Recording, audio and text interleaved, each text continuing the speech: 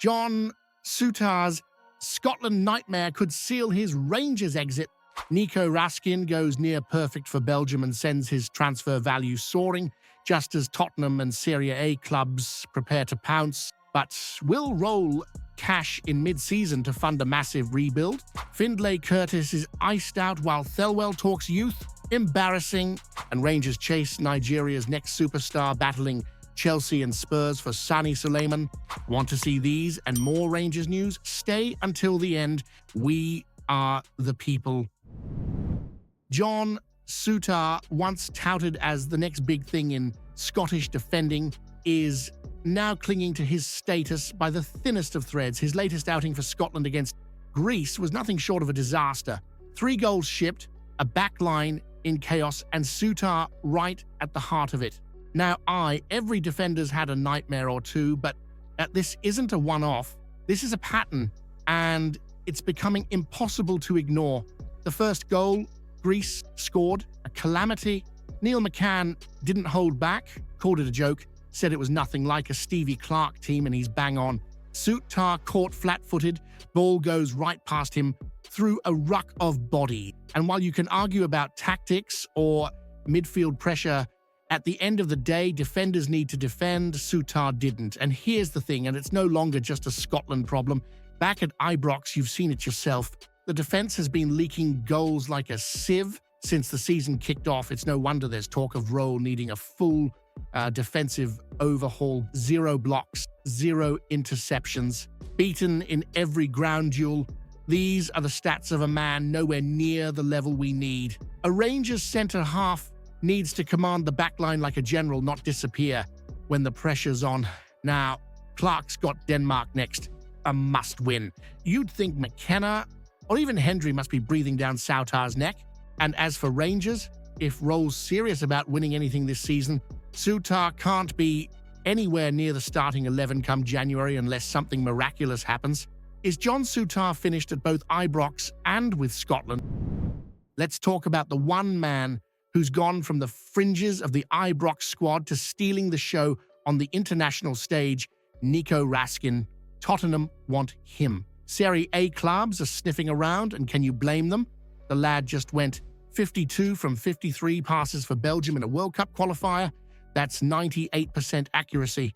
In his own half, not a single misplaced ball. This isn't a player simply doing the basics. He's running the show in a side that includes names like Doku and Trossard. Now, Rangers initially had his price somewhere between 20 and 25 million pounds, and if he keeps putting on masterclasses in the Belgian midfield, that number is only going to go in one direction, up. It would make him the most expensive sale in Rangers history. But here's the twist. Despite the attention, despite the transfer talk, Raskin's not banging the drum to leave. His DA came out and said plain and clear, Nico's not angling for a move in January. In fact, he's bought into Danny Rohl's rebuild at Ibrox. He's not just here to coast till a better offer comes. He wants to be part of something big. That's the kind of attitude you want from a top player, especially one who's just forced his way back into the XE after being frozen out by Russell Martin. Let's not forget, it's only been 3 years since Raskin arrived in Govan, and while he's not always hit the consistent heights folk expected, he's shown glimpses of brilliance. The problem? Those glimpses need to become standards. Here's the dilemma. You sell Raskin now for, say, £25 million and give Rohl the funds to go and get 3 quality reinforcements, or you keep your best midfielder, try to push for silverware and a proper European run, and hope his value climbs even further after the World Cup. It's the classic risk and reward scenario. But let's cut to it. Is it actually smart for Rangers to keep a player like Raskin till summer if they could cash in now and completely revamp the squad under Rohl? Or does holding on to him signal proper ambition to be great now, not later? Let's be honest. If you were Findlay Curtis right now, you'd be having a good laugh at Kevin Thelwell's latest comments. He's come out and said, Rangers are meant to be a club that champions young talent. gives academy lads a proper platform and makes sure they don't have to leave to get first-team football. A lovely wee soundbite for Rangers TV, but it rings completely hollow when you look at how Curtis has been treated this season. The boy was one of the few bright sparks under Russell Martin, showed composure, energy, and a bit of fight when everything else around him was falling apart. And what's his reward? One appearance in the last 6 matches. Meanwhile, Thelwell's summer signings, many of whom have underdelivered in spectacular fashion, continue to clog up the squad.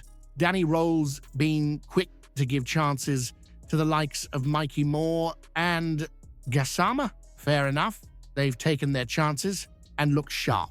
But Curtis, he's not been given the same rope.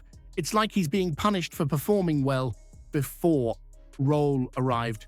There's been no fresh slate for him, and that's the real injustice.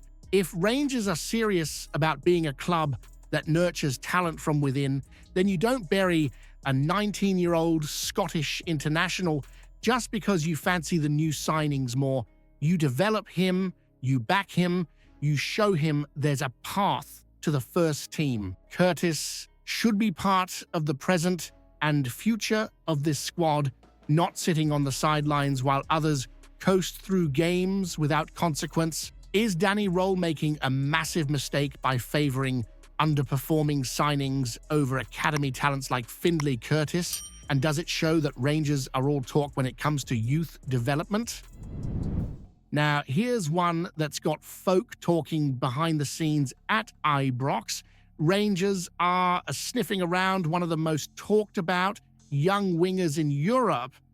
Sani Suleiman, only 19, already lighting it up in Slovakia with AS Trenčín and being hailed as the most complete under-21 winger in the world. That's no small praise. He's bagged 10 goal contributions in just over 30 games and already improved on last season's numbers with 3 goals and 2 assists in just 8 appearances this term.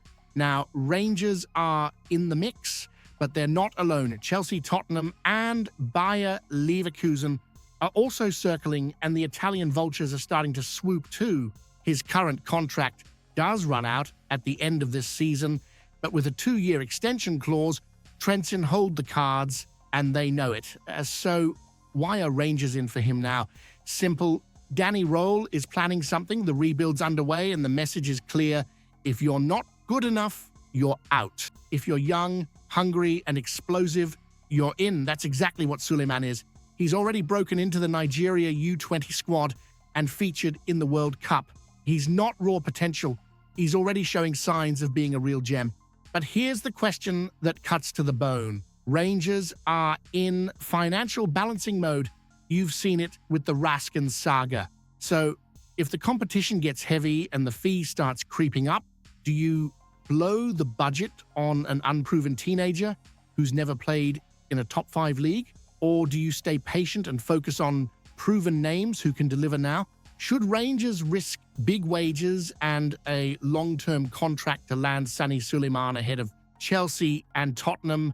Or would it just be another expensive gamble on a flashy prospect we never see fulfill his potential at Ibrox? Let me know your thoughts in the comments and drop a like to support the channel. I bring you Rangers news every day, so if you've not subscribed yet, you're missing out. See you in the next one.